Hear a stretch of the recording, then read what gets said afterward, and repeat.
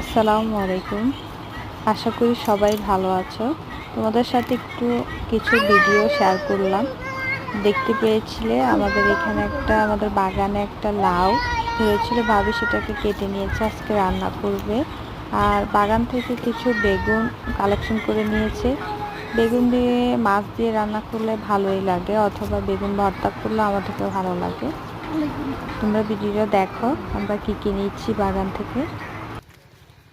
আমাদের এখানে অনেক ধরনের বেগুন ধরেছে, যেমন গোল বেগুন, আর এই শুকনা বেগুনি কালার বেগুনটাকে কি বলে সেটা আমি জানি না। 2-3 ধরনের বেগুন ধরেছে। যে লাউটা আমরা বাগান থেকে নিয়ে এসেছিলাম, ওই লাউটা আজকে কাটছে, কেটে রান্না করবে। অনেকে ডাল দিয়ে পছন্দ করে, অনেকে বড় মাছের মাথা দিয়ে রান্না করে পছন্দ করে, অথবা ছোট চিংড়ি মাছ দিয়ে পছন্দ করে।